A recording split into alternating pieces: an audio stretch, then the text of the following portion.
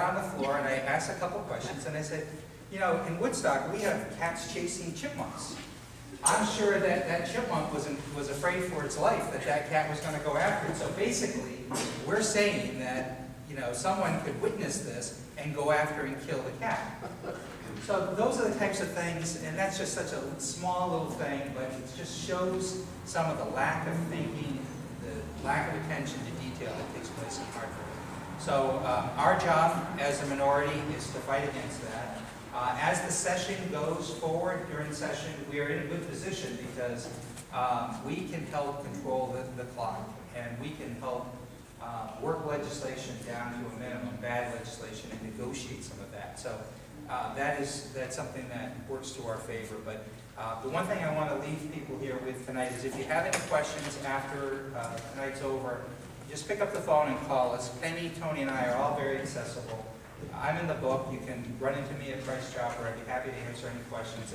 And I'll be here afterwards, too, for as long as I can. But at some point, I have to leave and go home. Oh, here's it.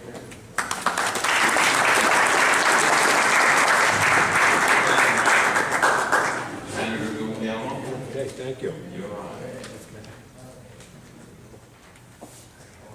Good evening. How's everybody? Doing well. Good. We're going to say probably a lot of the same things because we agree pretty much, I think, on what happened. I think Larry Cafaro probably said it best. He's the House leader. He said if this budget was a book, it'd be in the library, it'd be filed under fiction. And I think that's true. I mean, there's loads of fiction. And in every budget there's something, you know, Republican governors did it too, but not to this extent. It's really out of control. And what we've done here is really shameful. Because we're passing on to those little ones back here that are coloring a huge debt. And we were given a pretty good hand, you know, people in our generation. People before us, World War II, Depression, they had a lot tougher.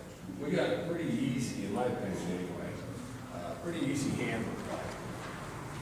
And we're not doing it nationally, and we're not doing it on the state level. We're spending money at an unsustainable level, and we're just passing the debt on to these kids, and your kids, your grandkids, my grandkids, and it's awful. And Connecticut, I call it the list of lasts. You know, we're last, and last place that you want to retire.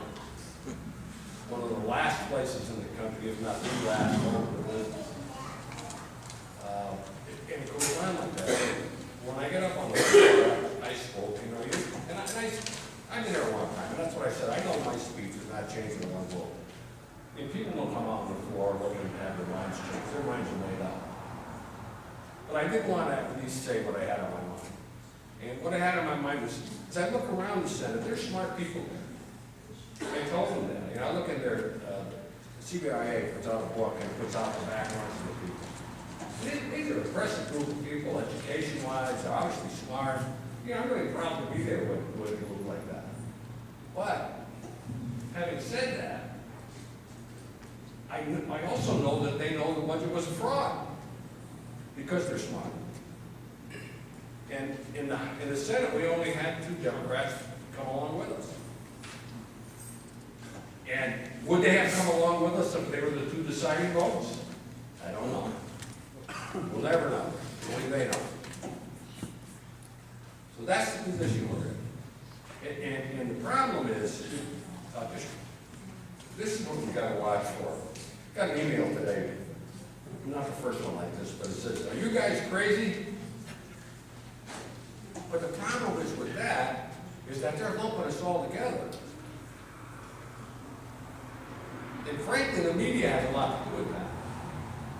Because if it's something bad, like this budget, that they can't justify, they don't say the Democratic governor, they don't say the Democratic leadership, they say the governor, they say the leadership, they say the General Assembly. So people lump us together.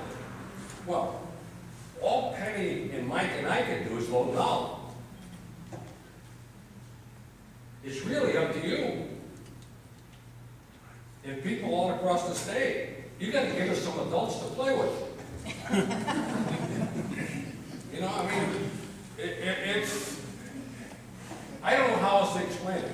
I was with my mother the other day, we went to one of my granddaughter's soccer games, and we were talking, my wife was in the car. And I said, you know, the longer I stay up there, the less I understand.